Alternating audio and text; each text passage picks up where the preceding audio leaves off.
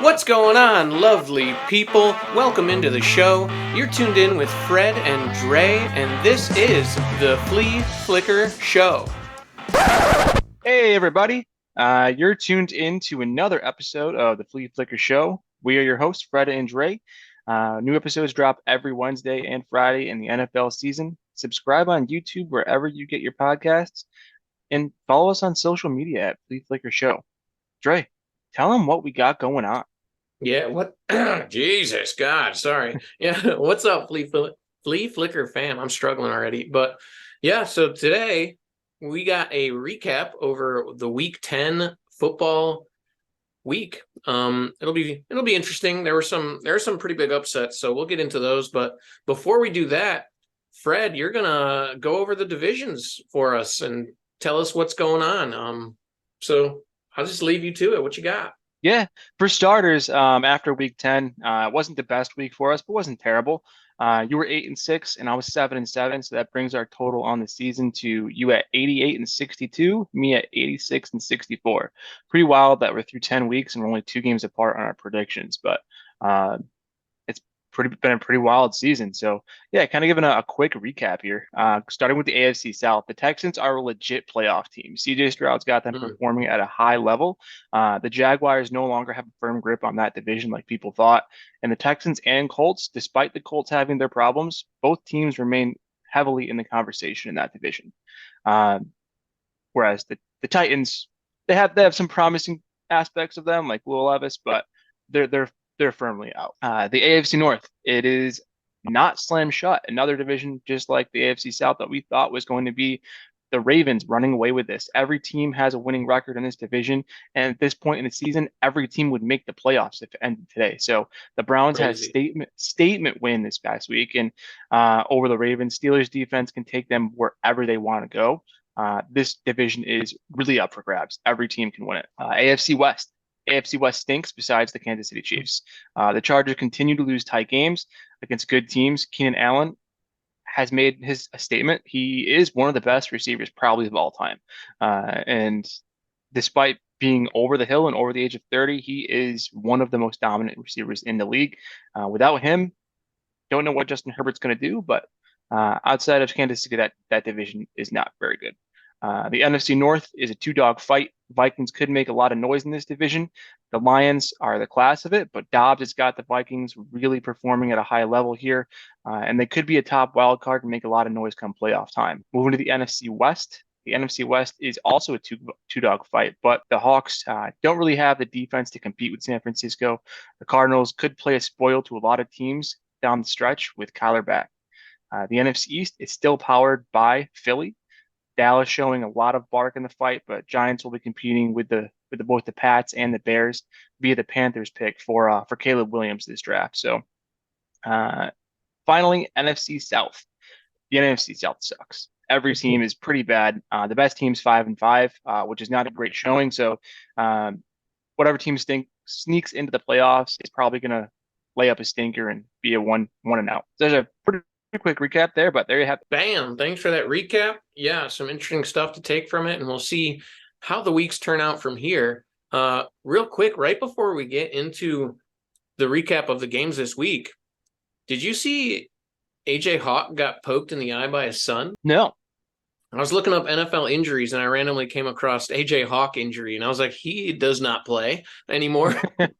But no, he went to like pick up his son, I guess, and his son just lifted his hands at the same time, and his son's thumb like went into AJ Hawk's eyeball and like gouged his eye. That's crazy. Yeah, it's like tore half his cornea out. It looks pretty gruesome.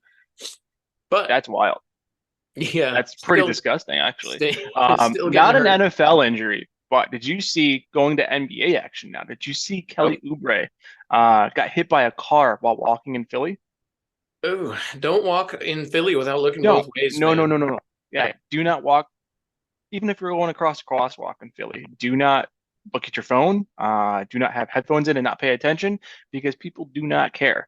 At times, I think a lot of people are trying to play GTA, but in real life, and they think they're going to get points by hitting you. So they often will not stop for you. That was part of the reason we moved out of the city and to the suburbs. Is he like good? Or is he like He has some broken ribs, so he's going to be out for a little ooh, bit. But Tyrese Maxey, the next game that they had after that injury the hit and run there, um, Tyrese Maxey put up run? I think so. I think Oh so. my I think so. God. There's a lot of hit and runs in Philly. It's has the most uninsured drivers in the country. So, um, Jesus. yeah, one negative light there. I love Philly, but there is a negative light on that. But Tyrese Maxey had a 50-point outing. So he said that he dedicated that outing to Oubre, his boy. So that was pretty cool. But Jeez. love to see Philly being 8-1 after getting rid of James Harden, who is just a cancer to any team that gets him. He kind of seems to be one, unfortunately. Yeah, But I mean the Clippers haven't won a game since they got him. So well, that's enough NBA talk. Let's get into the games. yeah, How yeah. We about? don't want to talk NBA. Yeah. Let's At least during the season, maybe in the off season, but let's get right into Thursday night football in Chicago. Kind of a gross game, but they took on the Panthers here. The Bears did end up taking this kind of terrible game, 16-13. Listen, undrafted Bajan beats first overall pick Bryce Young. that's a headline right there. Yeah, Bajan now has more career wins than Bryce Young, not only in the NFL but also in college, which is kind of just unfortunate for the Panthers right now. This was a stinker. And it wasn't the worst game of the week in terms of offensive Unfortunately. output. So, it's pretty funny. One of our friends, I won't give names, but because he would not like it to be out there, but he texted me and was like, "I really have a lot of respect for the NFL now. I didn't realize that they gave their airtime to Special Olympics." Oh my God. Yeah, one of the guys in our league. But I yeah, feel like I could guess who that was, to be honest. you might be able to. He's a very dry sense of humor, but we'll leave the name out of it just because he's made it a point before. He does not want on any of his remarks on social media or anything like that. So Yeah. The only good points I'll put out of this game is Donta Foreman looked pretty solid, and Montez Sweat looked pretty good again. So yeah, other than that though, I think I can move to Germany if you're if you're good with it. I think we're good to move to Germany. Let's move to Germany, the final international game of the series this year, the Colts and the Patriots. And yeah, Germany got a poop of a game, unfortunately. It was a bad game. We knew it was going to be a bad game. Neither of us think the Patriots are any good. The Colts are like okay, but the Colts before this game were scoring like 20 points per Yeah, game. the And Colts now scored 30 points on the Browns, but somehow only put up 10 points on the Patriots. I don't get it. it was very strange. They did win it though, 10-6, because the Patriots do stink. Why are all the primetime games so bad is my question at this point. They Yeah, feel I'm not sure. they're all bad. I mean, hopefully we'll get a good primetime game on Thursday this week in week 11. So, or next week in week 11. So, we'll get to that when the time comes. But yeah, this game was pretty bad. Patriots stink. Colts are decent, but they do have a lot of growing pains. They have a lot of young players outside of Pittman. He's the only consistent person there. Josh Downs, I will say in this game, he made a couple big plays late, but he was coming off an injury, so I wasn't expecting him to do too much. So Jonathan Taylor, though, I expected Taylor to do a lot more. I Mhm. expect him to have a huge day on the Patriots, and really outside of his touchdown, he didn't really do anything, and it was like a 1 or 2 yard run. So really expect a lot more from the Colts, and little bit disappointed in this one, but Mhm. I'm done with this one. If you want to move on, Yeah, one thing I will say, Mac Jones was benched again, and Bailey Zappi came in and didn't look any better. And then after the game, Bill Belichick was asked if he's going to switch quarterbacks or who's going to start, and he did not want to say. So I feel like it could finally be the end of Mac Jones after this one. Will Greer time, yeah, baby? it could be the end of Mac Jones. I hope it's Will Grier time. That'd be awesome. Side note: did you see the video of Bill Belichick coming out of an overnight guest's house? Well, I not he did was the see that. overnight guest for someone's house, but he kind of walked out and had no idea where he was. I walked out shirtless on the balcony. Dude, that's how I know that he knows that his time is coming to an end with the Patriots Oh yeah, organization. oh yeah, it's pretty funny. Um, yeah, so I'm good with that one. If you want to jump to a new, let's hit the 1 p.m. slates. I hope Will Grier starts because they play the Giants next. So, anyway, let's move though to Baltimore. 1 p.m. games. The Brownies came to town, and we thought this was going to be a good game just because this division always puts out good games. And this was a fantastic finish in a wild game. The Oh Browns yeah. won it 33-31 after being down 14 in the fourth quarter. Greg Newsome had a pick six that really sparked the Browns. Like the Browns were Browns impressive. the Browns scored 2 touchdowns in under a minute. That's wild. Yeah. So they scored their touchdown to pull within one score. And then from there, they got the pick six, like the immediate drive late after that. So literally had 14 points in a matter of like 45 seconds. Yeah, that's wild. That is insane. Deshaun Watson had his best game as a Brown, and after the game, he was seen in a walking boot. I believe he had an ankle injury at some point, so hopefully Of course he did. Yeah, of course he did. He's had issues this year. Well, pretty much since getting to Cleveland, he's had issues. But hopefully, we will see him in the Browns' next game because I feel like he's their best option as a quarterback there. He should 100%. be. But the other thing I was going to say, Myles Garrett hit double-digit sacks for the 6th consecutive season. He's a Defensive Player of the Year candidate, and I think he's already a possible Hall of Fame candidate at this point for Cleveland. He's been so good since they drafted. Yeah, he's also kind of cleared up his image a little bit after nailing what's his name, the backup quarterback there for the Steelers Mason in the head of his Rudolph. helmet. Yeah. That was so He's kind of funny. bad guy in the league at that point, and now he's like loved by all the players and like Listen, is happy and jolly. So I maybe it's because the stand Browns are good again. I don't know. I stand by Myles Garrett in that one. Not for every career move he's made, but Mason Rudolph can go climb a tree, whatever. Didn't he like drop a racial slur at him or something? That is the theory. Yeah. I don't think it was ever proven, but that's what he said. Yeah. So I mean, in that stance, Hit him with he the helmet, rightfully should baby. go after him. Yeah. Huh? Yeah, Browns though, impressive win. They stay in the playoff race with this one, and yeah, they're impressive now. Let's move though to Cincinnati. It's right up north from me. It's like an hour and some change away. I'm actually going to be in Cincinnati in a couple weeks, but we'll get to that when we do. Yeah, the Texans came to Cincinnati and put on a fucking show. The Texans, like we were saying, they're impressive, but we don't think they can take on a like Super Bowl contending Bengals team right now. Yeah. How wrong were we? The Texans are so impressive now. Like, what did you think, man? Dude, CJ Stroud is a baller. I mean, the Bengals came back. The Bengals came back and tied the game in the fourth quarter. It looked like all momentum was going their way. And then with what, a minute and 30 left in the game, CJ Stroud got the ball back again for the second consecutive week, took his team down for the win.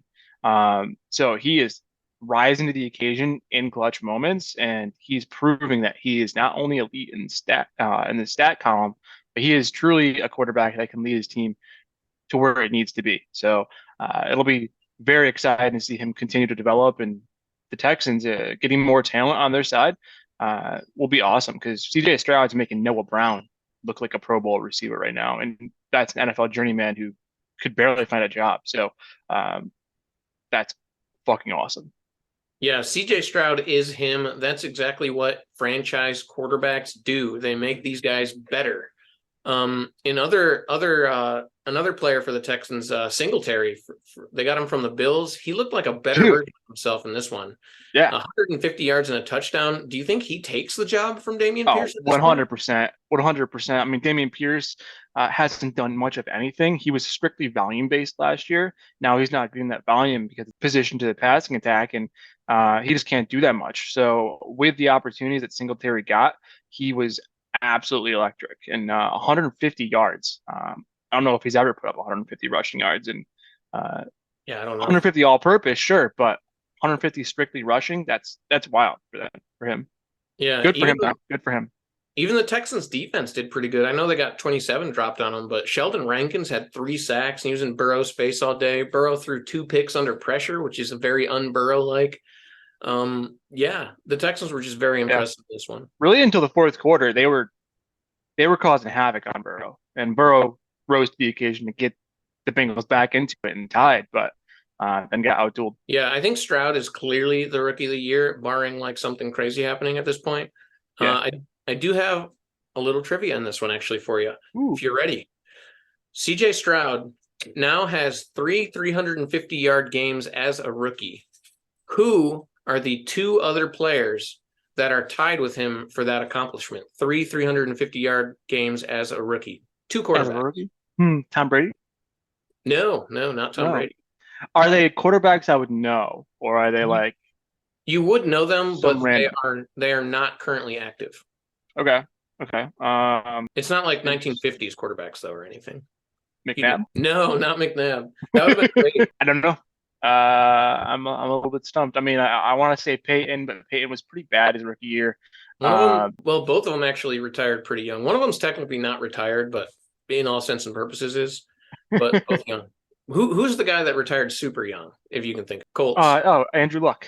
Andrew Luck, that's one of them. The other one is Cam Newton. Cam Newton. Yeah. Wow. So CJ Stroud, Andrew Luck, and Cam Newton were all electric as rookies, basically, is what I'm getting out of this stat. I mean, if you put him on the level of like vintage Cam, or Andrew Luck pre-injury, like Luck was a fucking baller, and a lot of people forget about that. But he was an electric quarterback. He was putting up major numbers, and CJ Stroud. Yeah, hats off to him. Let's move though to Jacksonville. The flea flicker game of the week was not a good game. The 49ers came into Jacksonville and just took care of business. They won 34-3, and they just showed the Jags like, hey, we are a Super Bowl caliber team and you are not. You might be a playoff team, but you just can't compete with us right now. The Jags are going to have to go back to the drawing board. 49ers are back. They shredded the Jags to prove it. Purdy was back to looking good with pretty much everyone healthy. Kittle had a huge game. The defense had 5 sacks. McCaffrey, actually, I'll let you talk about McCaffrey because I think you told me you had an unfortunate bet. Yeah. He broke my parlay. I had thrown in my parlay that McCaffrey was going to score a touchdown. He had done so in 17 straight games. So seemed like it was a shoo-in, and in a game that they just put up 34 points, you had to think that McCaffrey was going to be one of those scorers, and he was not. So it was funny. After the game in the press conference, he said, man, I suck. Everyone scored except for me. I suck. He just was able to joke about it there, but it's easy to joke about it when you get the win. So the 49ers, they did look like they were back. I still want to see them string a few wins together before I can definitively say it, because there are games, regardless of the team, that they put together a great performance. So they should have beaten the Jaguars. I picked the Jags just because of how the 49ers were playing, but I think the Jags struggles really lie on Trevor Lawrence. Trevor Lawrence just isn't on the same pace with any of his receivers besides Kirk. And I mean, everyone thought that he was going to be the franchise quarterback, the next Brady. Everyone was ready to give him the crown, and he's just not there yet. He isn't taking the steps, and it looked like last year he was, especially with the playoff win over the Chargers. But right now, CJ Stroud looks like a somebody you'd hand over the crown to over Trevor Lawrence. So there are a lot of question marks there in Jacksonville. Yeah, for sure. I agree. Going back to McCaffrey real quick, he would have gotten the record if he scored in this game. And they were really trying at the end of the game to get it too. He ended his streak at 17 in a row. That's a record that dates back to 1963. It would have been an impressive run, but it still is an impressive run, but he does not get the record. But yeah, for the Jags, I agree with you 100%. Trevor Lawrence, bad day, turnovers. They've had a lot of turnovers in their win streak too, but it wasn't against this 49ers team. I think that was the real problem. Yeah. The only real positives for the Jags in this game were Christian Kirk still looked pretty solid, and their linebacker, Oluokun, I think is his name, was getting into the backfield quite a bit. Those are like the only two positives you can take away for the Jags, though, in this one. I agree with this. Yeah. Let's move to Minnesota, though. Another good game, somewhat good game. The Vikings and the Saints. The Vikings, also very impressive. I think the Vikings and the Texans might be like the two most fun teams in the league right now. Maybe the Lions too, but The Vikings and Josh Dobbs, they won 27-19, and the Saints were riddled with injuries in this one, unfortunately. Listen, I should have listened to my gut and picked Josh Dobbs, aka he has a new nickname now, the Pastronaut. That's what they're calling him. The Pastronaut. The Pastronaut. I kind of like it. It's fun. He looks like an astronaut, if you ask me. But yeah, the Saints were handled in a kind of a statement game, with the Vikings saying like, yeah, we are still here. At this point, Dobbs might be able to keep the job, I think, next year if he keeps playing like this, since Kirk is going to be an expensive free agent. Coming off of an Achilles tear, so yeah. don't even know he how might he's not gonna even be perform. ready at the beginning of the year, unless he does the Aaron Rodgers treatment. I don't know. But listen, the Vikings, no Justin Jefferson, no KJ Osborne. They lost the running back, Madison. They still get the win with Josh Dobbs just being very impressive. TJ Hawkinson, big game. And the defense looks improved even too. Yeah. Yeah. Yeah, it was definitely a statement win for Dobbs. And this is without Justin Jefferson. So you got to imagine that when Jefferson comes in, he's going to be even better. So Dobbs looks really, really fucking good. The Saints looked better, honestly, without Carr, with Jameis Winston there. So it was interesting. I expected the Saints to do a lot more against kind of a mediocre defense there in Minnesota, but it is what it is, and I think Dobbs has everybody playing well. So he's elevating the play of everyone around him. You kind of saw the Vikings defense getting a little bit better over the past few weeks there prior, but I just think Dobbs is the energy that he's brought there now is a level of excitement that they didn't have previously, and they can definitely squeak into the playoffs and make noise.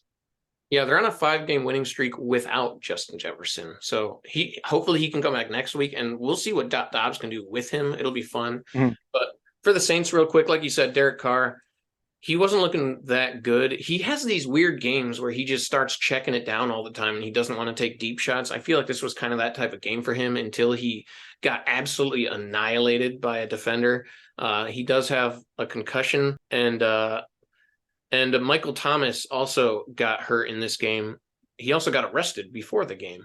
But it's the Derek Carr effect, man. The Derek Carr effect. I saw that. Michael Thomas, Henry Ruggs, Lave. Who's the fourth one? There was a fourth arrest with a Derek Carr teammate. I remember Antonio right? Brown.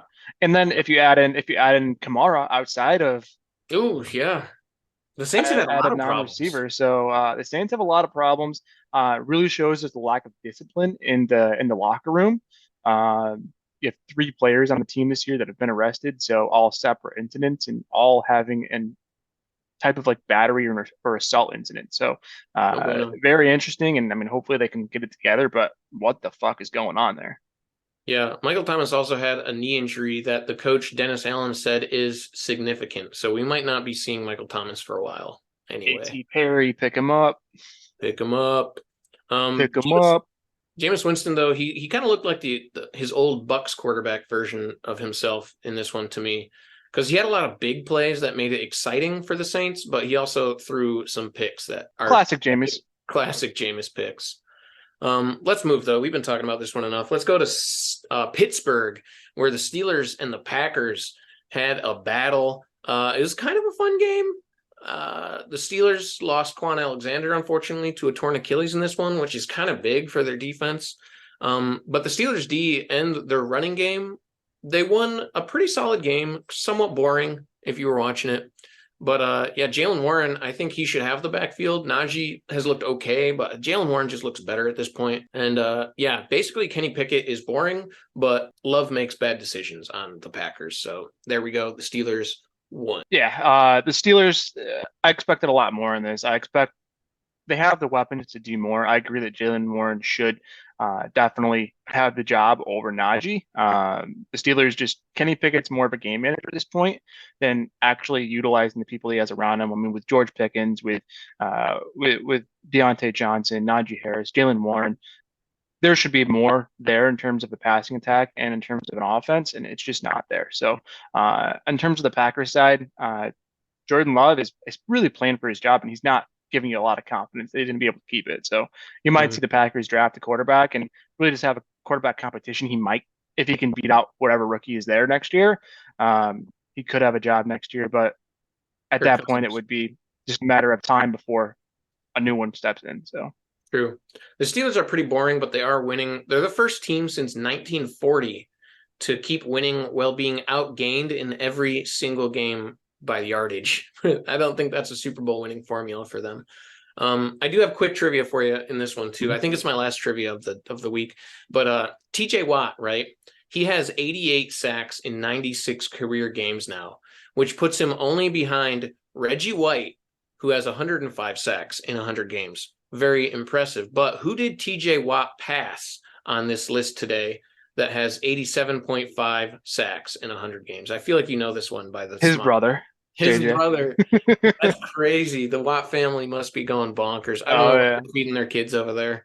It's insane. I don't know, like full cows or something. Like they're just crazy how that family is going. I mean, the families that are able to have multiple NFL players is wild. I mean, you have the Watt family, the Bosa family, the Jones family, the Matthews family, which is overlooked a lot, but that's like a generational family there. The Manning family, dude, there's so many. The Barber family. Yeah, but the Watt brothers are like basically both Hall of Famers already. JJ definitely is going to be. TJ Watt, I feel like at this point definitely is going to be as well. It's impressive. For sure. Let's move to Tampa Bay though. The Titans went down to Florida, took on the Buccaneers, and I thought this game was going to be better. The Buccaneers ended up winning 20-6. Baker had a thumb injury, but he's tough. He kept playing and should play. The Bucs D really shut down Derrick Henry, and Will Levis just couldn't find the end zone. Baker and Mike Evans erased a 4-game losing streak in this one with a huge game. They have a great chemistry together. I still think Levis did better than Tannehill would have in this one, but yeah. Will Levis is still moving the ball, at least something Tannehill could not do. The Bucs they came on top, they came out on top in this, and Baker has shown to be a pretty competent quarterback. That being said, I still don't expect him to do that much. I mean, the Bucs themselves, I don't expect to do that much. They could win their division. The division's pretty up in the air right now, but they did beat the Titans, who are at the bottom of their own division in their right. So it's a game that they should have won, and they did win. Mike Evans is ageless. He, like Keenan Allen, is just proving that he can go out there and score against any opponent and put up numbers. So really, it's going to be as far as Mike Evans and Rachaad White can take this offense is where they're going to go. Yeah, I think the Bucs are probably going to win their division. I know they're behind the Saints right now, but they just look like the best team in that division to me personally, based on the rest. Yeah, they all have their faults. They all have their faults. I think the Saints, it's more so like not even a lack of talent. It's just a lack of discipline, a litany of injuries, and just failure to put everything out in the field. They do have a ton of talent. They just can never seem to string it all together. Yeah, for sure. Let's move though. That was the last 1 p.m. game. Well, let's move to the 4 p.m. games. I hear you got something special planned for the 4 p.m. games, man. So what do you got? Yeah, it's not necessarily for the 4 p.m. games. Just wanted to squeeze it in during a break here. So I'm going to throw some Tom Brady stats, and I want you to tell you what active NFL quarterback is on the opposite side of it. Kind of similar how I did it before with Sam Howell. But Tom Brady, 61.9% completion percentage in his first 80 games of his career. This is for first 80 games of a quarterback's career. So if that tells you anything, some they might not look at. Passing yards, 18,035. The opposite has 18,153 in his first 80 games. Total touchdowns, Tom Brady 126 to 120. Interceptions, Tom Brady 66, opposite 68. Fantasy points, 1,099 for Brady, 1,150 for the other guy. Failed to mention that the completion percentage was only a differential of 0.2% of 61.9 Brady and the other guy at 61.7. Do you know what active NFL quarterback has those opposite numbers? Active. Remember, first 80 games. First 80 games. I was going to say Justin Herbert. I don't know if he's played 80 games yet, though. So it's not Herbert. Is it Is it like Jared Goff? It's not Goff. No. Oh I'll shoot. give you a hint that you should get it after this one. It's a guy I don't like. Dak? No, it's not Dak. Uh, we just talked about him. Were we trashing him? No, we just talked about him. Derek Carr? Baker Mayfield. But I wouldn't have guessed that. I wouldn't have guessed. Baker Mayfield. His numbers are nearly identical to Brady in his first 80 games. So I think I gotta clean. I do wear glasses. I think I gotta take my glasses off and clean them a little bit. Maybe take the contacts out, put new ones in. But I don't know if I'm seeing it right. But yeah. Baker Mayfield. Dude, I've been talking up Baker and I didn't guess him. I didn't even Is think Baker an elite quarterback? And I somehow didn't know, and most of the country didn't know.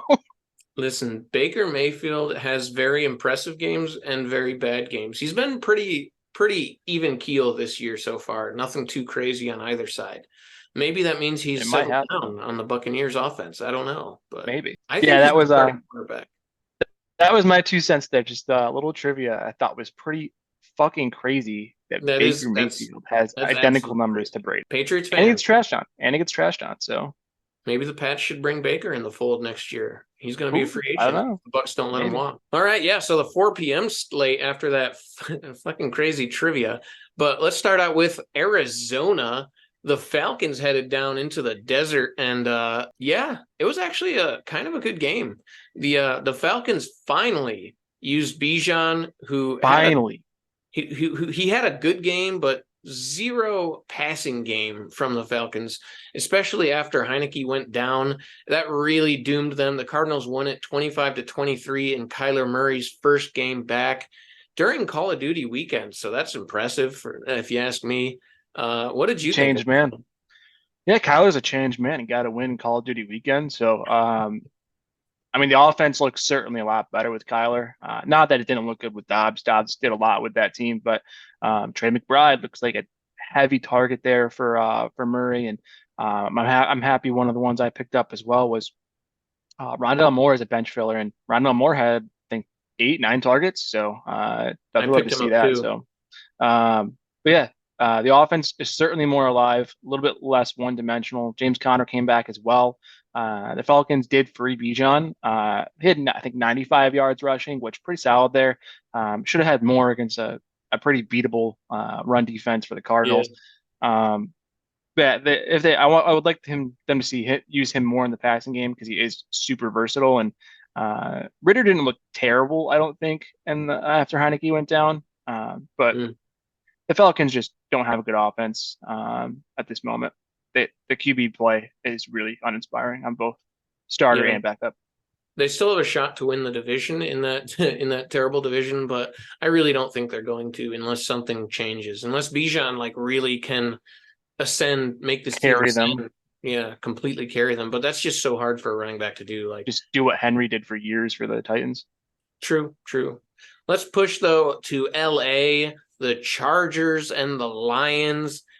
This one should have been the game of the week, honestly. This one was crazy. Fireworks galore in this one as both offenses go absolutely off.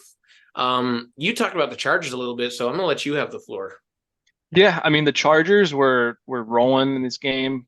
The Lions were rolling. It was a fun game. Keenan Allen, dude. Keenan Allen is a fucking beast. Unfortunately, I went up against him in I think just one of my leagues, but it was my dynasty league, so I care about it a lot. But yeah, I went up against him, and the guy had Herbert and Keenan Allen, so they combined for like 80 points. Pretty wild, 170 plus yards receiving, 2 touchdowns. The Lions, though, the Lions are just a good team, man. Good run game, good pass game. Even in the game, Laporta didn't do too much until the fourth quarter. Like, Goff can lead them to the NFC Championship, and I mean, he led the Rams there before. He can take the Lions where they want to go. Yeah, dude. Goff and Amon-Ra were going wild in this game. Montgomery is back. He had a 75-yard touchdown. Him and Gibbs make just maybe the best running back duo in the whole league, honestly. They're so fun to watch. And then Dan Campbell. I love his coaching style. So aggressive. He went for it on fourth down multiple times to win this game. And in when they were asking him about his fourth down plays, he was like, yeah, I'm gonna tell the fans right now, like you might want to wear a diaper to these games because I'm gonna make you shit yourself.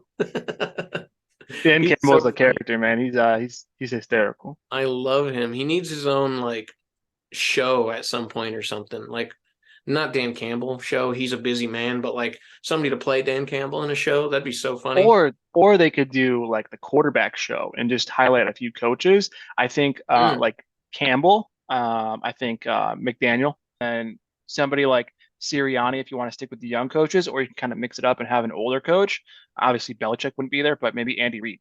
Ooh, Andy Reid. That'd be fun. Pete Carroll. He's pretty wild, but Andy Reid would Yeah, be fun. Yeah. Yeah, that'd be a cool show. I'd probably watch it to be honest. because McDaniel's pretty fun. Campbell's wild. Sirianni gets his guys fired up and is like partying and dancing with them in the locker room, so he's a fun guy too. Dude, There are certainly are some personalities you can definitely get going in there. maybe you should pitch that to Netflix. I don't know. I think I should. The Chargers, though, it looks like they might be missing the playoffs after this loss. Obviously, they still have time to come back, and they do have a talented team, so they could, but they have a tough schedule. And at 4-5, it's just I don't think it's going to happen. Unfortunately, Same. I really would like to see them. But yeah, let's push to real quick. I'm gonna hit the Dallas Giants game. You know, we said it was gonna be shit. It was shit. The Cowboys won 49-17. The Giants had another string of injuries. Dak had a huge game. Blah blah blah blah blah. The Giants don't have a quarterback, and they are pushing for the number 1 overall pick at this point. So Yeah. Yeah, Giants are going for Caleb Williams or Drake May, whichever one they value most. They'll probably knowing the Giants, they'll let Caleb Williams slide to the next pick and pick someone else. They'll probably take like I don't know, quarterback out of like Duke or something that like is not even on Miami anyone's Leonard, radar. JJ McCarthy after his Yeah, dad. But yeah, Giants suck. Yeah, you can push. Yep, Giants suck. Let's push. Seahawks, Commanders in Seattle, 12 man in attendance. It was a fun game after halftime. Howell and Gino both had solid games. Brian Robinson had a huge game receiving. And DK and Tyler Lockett both did good. The Seahawks did win 29-26. And it was a fun game. It was a fun game. What's crazy is Howell is second in the NFL in passing, which is pretty interesting. He has some good weeks, has some bad weeks. He's kind of Baker Mayfield-ish in the way he plays, but it was an exciting game. Seahawks just did enough to get the win. I don't think they were particularly they didn't really give you a lot of confidence that they're going to be a heavy playoff contender, but they are 6-3 now, and they are tied for the top of their division. So they do have 2 games coming up against the 49ers, which will probably be what decides that division. Yeah, along with both sure. teams match up against Philly. Yeah. Yeah, that's going to be a big finale for their season. They got some games to go, but for this one, it was truly just, I think, whoever had the ball at the end won this one. So Sam Howell, though, speaking to him, I thought he was a better option than Kenny Pickett in that draft. And I won't let it go that he slipped to the freaking 5th round just because he had like one semi-bad year. I don't get how it happened, but it looks like it's working out for the Commanders. I assume they would keep him after this year unless he takes a drastic fall in the next like month and a half. Side note, Howell is second in the league in passing. Do you know who's first? It's not Jared Goff, is it? No. Who's passing a lot? I'm not sure. Don't tell me it's Baker Mayfield again. Like it is not. It is not. No. It is CJ Stroud. Oh my God, dude! Rookie of the year. Like, could he be the MVP at this point? I don't even know. Certainly an MVP candidate. Yeah, certainly insane. an MVP candidate. Yeah, but we can push though. Yeah, let's push to Sunday night football. Another poop primetime game. The Raiders in Vegas taking on the Jets. Real quick before I get to the game, did you hear Aaron Rodgers is trying to return in mid-December? So he's trying Aaron Rodgers is a madness. Sorry, I also want to give a correction. I had those backwards. Howell's first in passing. CJ Stroud is second. Either way, a couple of young, impressive players right now. I agree, 100%. Winning though, more. Yes, he is winning with arguably less talent around him. So back to Rodgers. Yeah, he's trying to return mid-December before the playoffs even start, which is insane for an Achilles tear. I hope he does because I want to see him with the Jets at least for a few games this year, for God's sakes. Yeah, it's pretty insane. And like the thing is though, like at this point, you got to think the Jets aren't even capable of staying afloat long enough to make it into the playoffs. In their own division, they kind of are, because the Bills aren't doing too much to maintain their top dog status. It's really just the Dolphins in that division. But the Jets, I would say they could sneak in for a wild card, but with the AFC North, there's like no way. Yeah. I assume they wouldn't play Rodgers if they're already out of the playoffs. So we might Who not see knows? it. Who knows? But yeah, LOL to the Jets' bad offense. Garrett Wilson was solid, and Zach Wilson did make some like really good throws, and he had some nice scrambles. But I still feel like it's laughable that he's starting and losing to teams like the Raiders. So yeah, Josh Jacobs had a good game, albeit a few fumbles, and Aiden O'Connell wasn't terrible for the Raiders. No, So no. Devontae Adams did Devontae Adams. He performed even against the good Jets defense, who's by far the best pass defense in the league. They lead in opponent passer rating. They lead in interceptions. That tandem right there for Reed and Sauce Gardner is absolutely unreal. mm-hmm. Yeah, rookie tight end Michael Mayer had the only touchdown of the game, so good for him. And he mossed it. I didn't see it. He mossed it. Yeah, he mossed it, dude. It was filthy. Hell yeah. Maybe he'll start a little breakout. I know he was a highly touted pick, him and Kincaid, and Kincaid's broke out now, so it's Meyer's turn, right? And Laporta. And Laporta, yeah, for sure. Laporta's been good. He's been better than probably both of them, I would think. Antonio Pierce is now 2-0 as a head coach, so woo, a little good Giants news. Yeah, the Raiders are 5-5, which is crazy. Yeah. It's going to be like last year or a couple years ago when Bisaccia took over and took the Raiders like to the playoffs and still got canned. So what's going to happen to Antonio Pierce? Maybe he'll take him to the playoffs. I mean, the 500, they're still in contention there with like the teams of like Bengals and Bengals, Browns, all those teams in the AFC North. So it's not too far off. Yeah, I don't think it's going to happen, but you never know. You never know. Let's move to Monday Night Football in Buffalo, New York.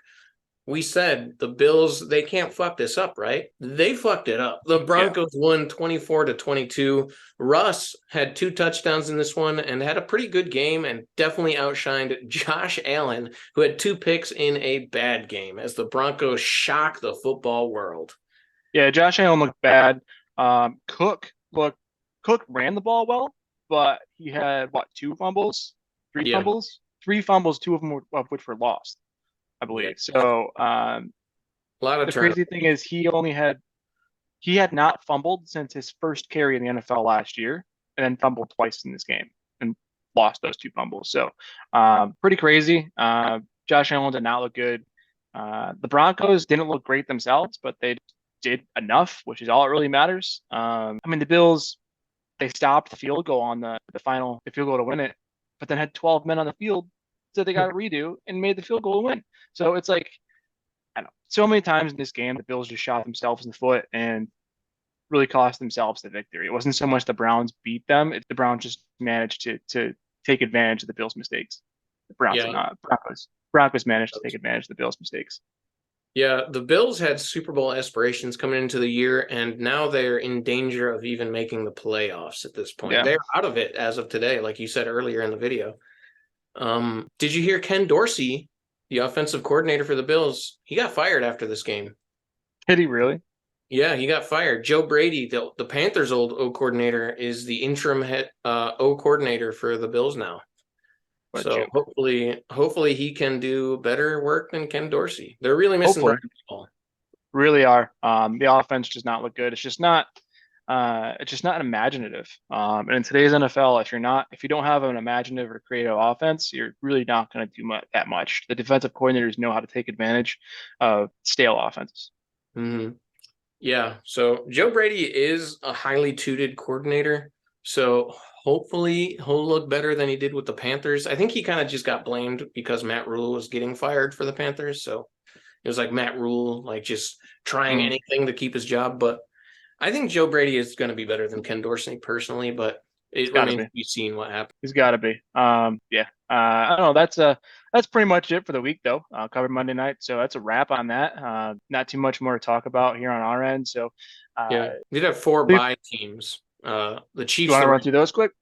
the Chiefs, the Rams, the Dolphins, and the Eagles. Hopefully, the Eagles got a little healthier. Jalen Hurts was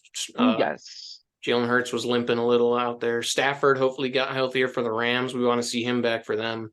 Dolphins need to game plan better, and the Chiefs also, I think, need to game plan for that offense. Yeah, better. I saw in their bye week, Travis Kelce went down to Argentina and visited Taylor Swift at her show. She made it into the pod. She ran off the stage and went up, gave him a big old smooch on the lips. So that was a used little his name in cute. the song. It was a little cute. I'll give it to him. I'll give it to him for that. Used his name in a song and said Karma's the guy on the Chiefs, and then said that it was about Andy Reid, not So Travis corny, Kelce. man. Yeah, whatever. I hear all of it from my wife still. Probably is the biggest 50. But Eagles side, they did get healthy. They outside of Dallas Goedert. I did see that they are potentially trying to work in Julio Jones at some tight end reps. So I called that, didn't I? I called that last week. Fine, you called it. And you said I was crazy. Well, you said Julio. Yeah, I know. Let's run the clip back. Let's run the clip. I don't know. Yeah, throw the flag out. Let's rewind. Anyway, this is the first time all season that they'll have their initial starting 5 secondary. And they're at what, 8-1? Yeah, so I'm not initial starting 5, but a healthy starting 5. So Byard was not on the initial, neither was Roby, but Roby's going to be the slot this week. Byard's going to be back, hopefully. He has continuity there with the defense now. And hopefully those two guys can take away pressures from Slay and Bradbury, let those two get back to form. Yep. And that round, at least I like it for me, but hopefully for me, not for you. Hopefully for you. For me, I don't even give a shit anymore. The Giants, I hope, get the first overall pick and keep losing. But yeah, that wraps up this week's pod. For the recap, like, comment, subscribe. Fred, where can people find us, man? Yeah, man, that's like I said, that's a wrap. Best way to support our show is to leave a rating or review on all platforms you listen to, and of course by liking our show. So make sure you subscribe to the Flea Flicker Show on YouTube. Listen and subscribe wherever you get your podcasts. Follow on social media at Flea Flicker Show, and thank you, Flea Flicker Nation, for tuning in. Until next time. Peace. Later, Fleabag Nation.